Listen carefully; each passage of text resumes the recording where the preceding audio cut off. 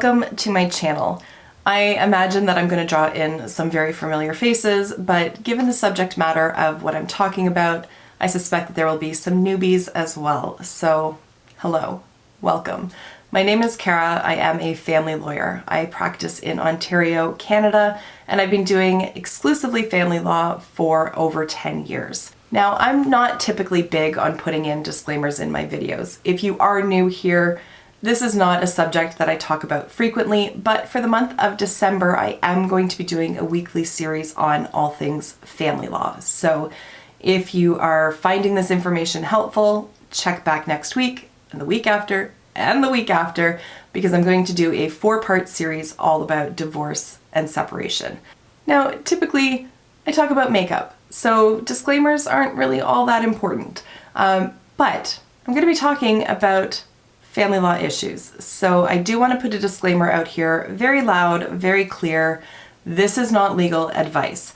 The only advice that I can really give to anybody going through this is to seek the advice of a lawyer. So I'm going to be talking in generalities. It's going to be specifically related to the Ontario system, although our system, there is overlap in both the states and in other provinces, so the information is sort of helpful to anybody in North America, really, who's going through this, but go and see a lawyer if you have questions and if you are going through this. So, on that same vein, if you do leave questions down below that are very specific to your own situation, I'm not going to be answering them. It's not because I'm trying to be rude or because I don't care. It's simply because there is a very fine line between just disseminating information in general and giving actual legal advice. So just please don't, because then I'm in the awkward position of having to ignore you or repeat constantly to just go and see a lawyer. So let's just help me help you. There we go. So let's just dive into it. Now, I did post on my community tab asking you guys whether or not you would be interested in hearing about my life as a family lawyer, how I, integrate that with parenting and running a YouTube channel, all of that kind of thing. And you guys were very, very helpful in submitting, there's a fruit fly, in submitting questions for me. So I've kind of categorized all of those questions. I have them all written down. That's not to say I'm going to answer every single question, but today what I just want to tackle is just sort of family law in general and what happens after somebody decides that the relationship is done. Now, there is a distinction between separation when parties aren't married and separation when parties are, but again, that's just getting into too much detail, so I'm just talking in general. I'm going to say it one more time. If you have specific questions on your own particular matter, I encourage you to go and have a consultation with a lawyer. Okay, so separation occurs. Now, parties can still be living in the same house and be separated. It's just that they're living separate lives and still trying to figure out what they're going to do going forward. So there may be children, there may be property issues, there may be other financial concerns. There's a lot to unpack. Some people are able to do that on their own. I don't necessarily encourage that. In fact, I don't encourage that. I do encourage people to have conversations and try to discuss these issues in the broader sense, but when committing things to paper, there is value in retaining lawyers to make sure that any agreement that you sign is as strong as possible. I get faced a lot in my line of work with homemade agreements, or what we call kitchen table agreements, and there's been no financial disclosure exchange, there's been no legal advice, and sometimes the terms aren't even enforceable to begin with, so these people have this agreement that they think they can rely on, and it's really not worth the paper that it's being written on. So just be cautious of that and just be mindful of that. So after separation, there are like 3 major things to be decided. There's parenting, there's support issues, and there's property. So let's tackle parenting because that's the one that people are typically the most concerned about, as they should be. So there's a few questions on there, and the questions that came in were just sort of like, how do you decide child placement and things like that. So custody is one of those terms that's often confused. So people think of custody as ownership. So if I have custody, that child resides with me. In the legal sense, at least here in Ontario, custody does not refer to residence. It's referring to decision making. So where there's sole decision making, that would be a sole custodial case. Where parties are making major decisions jointly, then that would be a joint custody situation.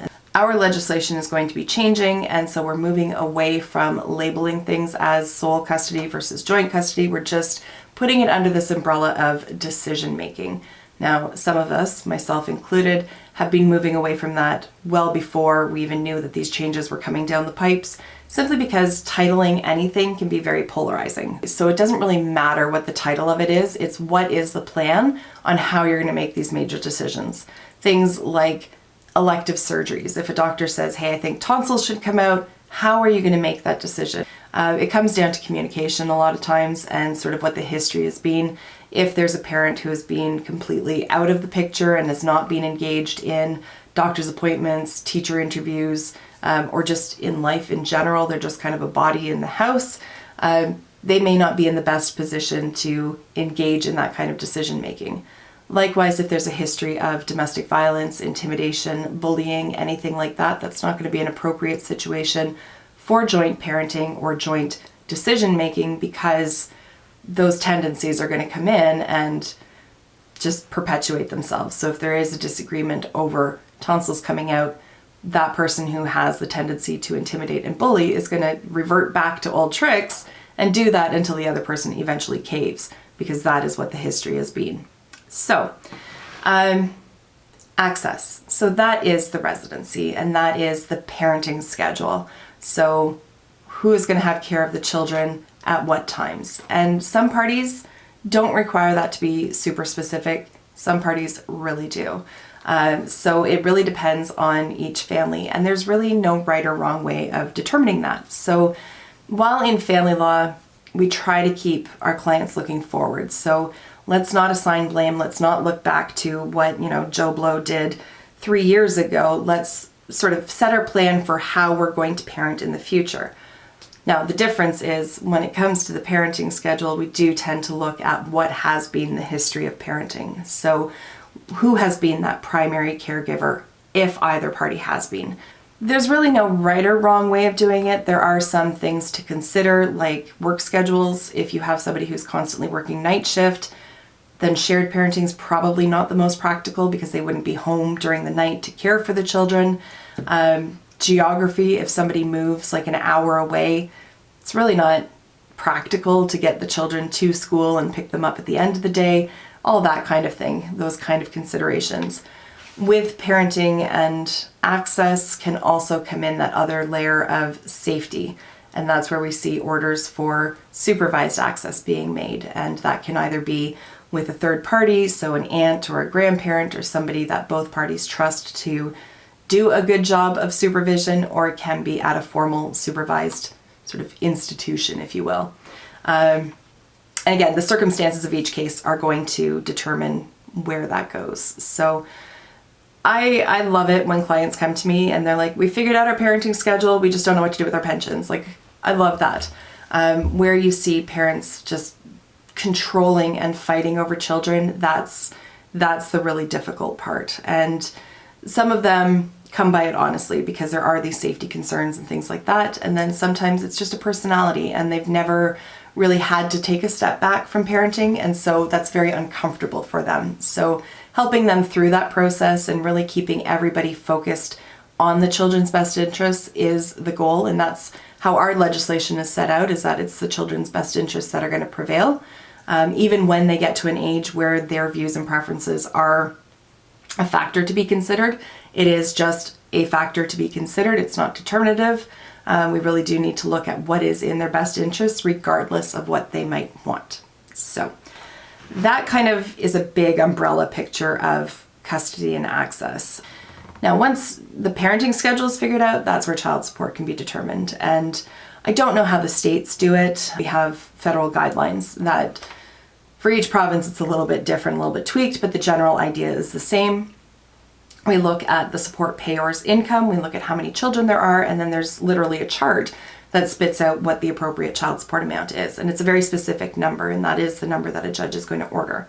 So when we look at spousal support, there's usually a range. For child support, it is a very particular number. Child support, by and large, is typically easy to determine. There are sometimes complicating factors that pop into it, but for the purposes of this video, I'm not going to get into that. I don't want to get too far into spousal support because that's even murkier. There's a whole number of issues that come into play with that and a lot of factors to be considered to determine whether or not somebody has entitlement. Even once entitlement is established, then the way we deal with it here is that there's a range that spits out based on incomes and children and all that kind of thing. So it's way too complicated for me to get into on this video. And I don't think that I'm going to try tackling that because there are so many variables that I could talk for like 6 hours and still not cover all of them. So just keep in mind it's a totally separate ball game and it's dealt with differently than child support. I had a question on grandparent rights, and at least the way our legislation is drawn up is that grandparents do not have an automatic right to access, but they can request it. And how it's dealt with can get difficult. It's one of those cases where you just don't know how a judge is going to determine it because there's really two schools of thoughts on grandparents, at least in our area. So one, we look at best interests of the children and is it best for them to have an ongoing relationship with the grandparent? A lot of times it can be, depends on the grandparent, depends on the history.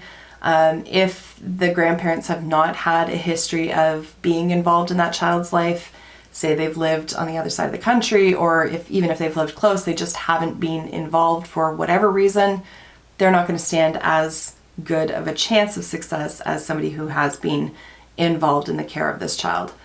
If there is a history of the grandparent completely ignoring the parents' rules, if you will, in terms of what they feed the children, bedtimes, safety concerns, anything like that, then there is this other thought that, well, we should be letting parents determine what they think is best for their children. We should be allowing parents to have autonomy over deciding who their children interact with. So it really comes down to, is the decision to cut off that access arbitrary or unreasonable? So it's not a cut and dried thing. There's a lot of confusion around it, and it's going to be very case specific. So bottom line, they don't have automatic rights to access, but depending on how involved they have been, they may stand a very good chance at receiving some access. Moving on to property, somebody had asked, like, what do people not know that they should know? And here in Ontario, matrimonial homes are like a little black hole and they have all very special rules around them. So if you are married and you own a home, that home has special rules around it that other property might not have. And the biggest one that I would caution people about, especially if you're from Ontario, is if you own a home before you get married, you might want to consider meeting with a lawyer to talk about protecting that asset, because once you're married and it becomes a matrimonial home, the full value of that house is now a divisible asset. And that's something that a lot of people don't know about. They think that whatever they've paid into that house up until the point that they're married is theirs and theirs alone, and that portion of the equity doesn't have to be shared, but that is not the case, at least not in our jurisdiction. So things like marriage contracts or prenuptial agreements, as they're often referred to, can help to protect that asset. So people come to me and they don't know what to do. And that's fair enough. Most people haven't been through a divorce. And you have friends who have been through it. Everybody knows somebody who's been separated. Everybody knows somebody who's gone through a divorce. And depending on who you're talking to, it was either totally easy and a breeze, or they spent $50,000 and it was terrible, or they're still fighting it out and it's been 10 years. Like, everybody has a different story. Everybody's marriage is different. Everybody's separation is going to be different. So it really does depend on the personalities and the level of communication between parties and cooperation. So there are different ways to approach getting a resolution, though. So there is sitting down and drafting up your own agreement, just chatting it out between the two of you. I've shared my thoughts on that. It's not a bad idea for a starting point. I would have it looked over by a lawyer before you sign anything. Mediation is another option where you have somebody who's trained to assist parties in having these discussions, and they aren't necessarily there to give legal advice. In fact, they're not there to give legal advice, but they're there to ensure that the conversation remains productive and to help the parties explore sort of creative options in terms of how to resolve things. So that's another option. Retaining lawyers and doing traditional negotiations back and forth, whether that involves four-way settlement meetings or just letter exchanges and like phone calls between counsel, things like that. That is a very standard and a very typical approach to it as well, and the end goal is to get a separation agreement. And then of course the last resort is either private arbitration or court.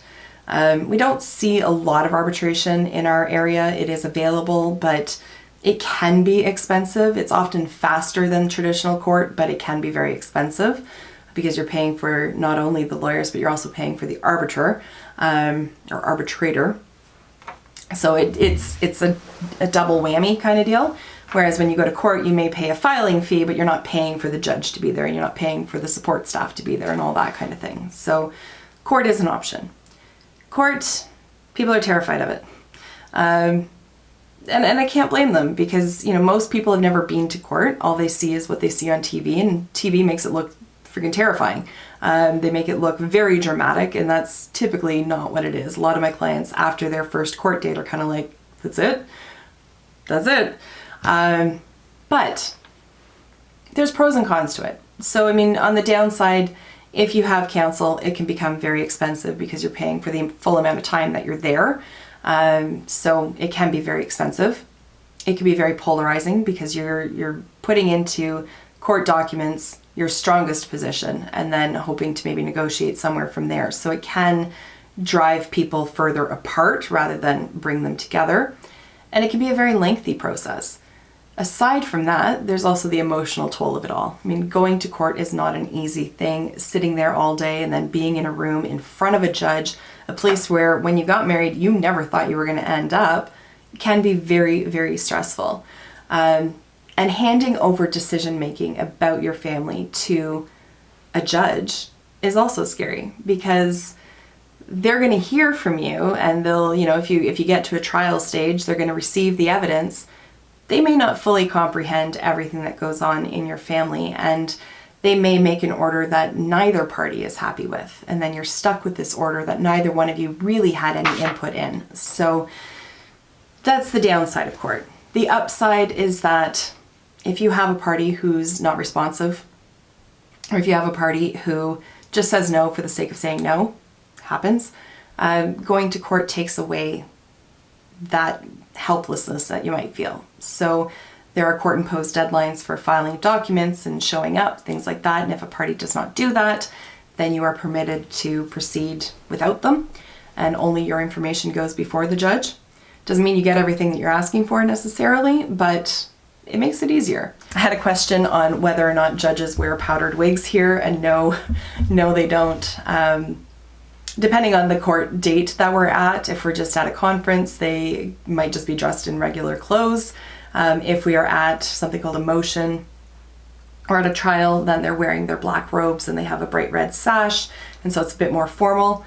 Likewise for myself, when I attend court, most times I'm just in sort of business attire. And if I am arguing a motion or if I am conducting a trial, then I have to wear like the black jacket and the white collar with the like tabs and the cape thing. We call them colloquially just robes, but it's like a three-piece ensemble. And it's not functional, and in fact they're a pain in the ass to wear. They're hot, they're not breathable, and you get caught on everything. We have wheelie chairs in our courthouses here, so I wheel over my robes all the time, or like the sleeves are very long and I get hooked on like door handles and all that kind of stuff. They're a pain in the butt. I don't like wearing them, but it's decorum and it's tradition. One of the questions that I want to answer is how do I help clients manage the stress of going to court? And I can't. I mean, I try to explain to clients what to expect at each court date.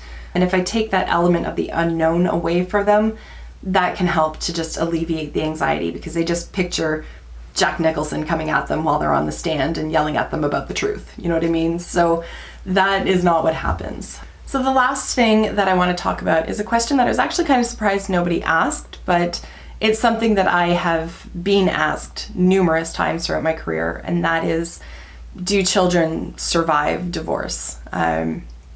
Phrased in different ways by different people, but the crux of it is it inevitable that divorce is going to damage children? There is research on this, and what that research suggests is that by and large, kids do adjust very well, and that they can go on to have completely unscathed and unscarred lives dependent on their parents and the level of conflict that their parents expose them to. So if you have parties who are screaming at each other during every access exchange, if you have one parent who is making the children feel guilty for enjoying their time with the other, if you have a parent who says, like, you got to tell me everything that your mom says, or, you're not allowed to hang out with dad's girlfriend, or, putting the children in this awkward position of having competing loyalties, that is what damages them. And that is what just creates unnecessary stress for them when they feel like they have to keep secrets from one parent, or they feel guilty because they've had a lot of fun with dad and his girlfriend, or, mom has just bought a new puppy and they're really happy with that, and dad's like talking negatively about it, or if they're hearing dad call mom terrible names, or mom sniping on the phone to her mom about how crappy dad is, and all this kind of stuff. Like, don't do that to your kids. Don't do that to your kids. I posted a tweet a couple weeks ago where I just said, dear divorcing parents, like, love your kids more than you hate each other. Don't use them for messages. Don't talk badly about the other parent to them. Just let them be kids. And the response that tweet got was just completely beyond what I expected.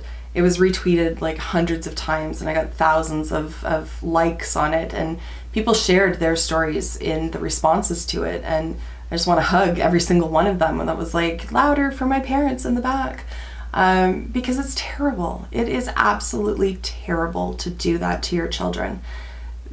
Children love their parents, generally speaking, and children know that they're made up of their parents. Maybe not necessarily the finer details, but they know that they come from their parents. So to say to them, your dad's a horrible person, your dad's awful, I hate him, he's a monster, whatever, in essence, how a child interprets that is, half of me is bad, half of me is horrible, half of me is a monster. And that's not fair to them, because they're not. They had nothing to do with this. They had no say in the parents getting together, and they had no say in the parents separating. And it's not fair to put them in the middle. It's not fair to say to them, your mother is a such and such. It's not fair to them to say, yeah, well, when you see your dad, just tell him he's an asshole. It's not fair. And I would argue it's a form of abuse. Like, it's so damaging, and that damage lasts a lifetime. And it certainly, Twitter is not scientific research, but just looking at the responses that I received to that tweet just show me just how long-term that damage really is. Yeah. So if you insulate your children from the chaos and the conflict, if you can establish a routine for them so they know when they're seeing dad, when they're seeing mom, where they're sleeping, where they're spending their nights, that kind of thing. If there's consistency for them, and if they are sheltered from conflict, they can get through this no problem. So when I speak to my clients, I try to educate them on what the impact can be on their children if they don't allow access, or if they speak negatively to their children about the other parent and that kind of thing. Because emotional harm is very serious, and it's very long lasting, and you can't see those scars, but that doesn't mean that they're not there.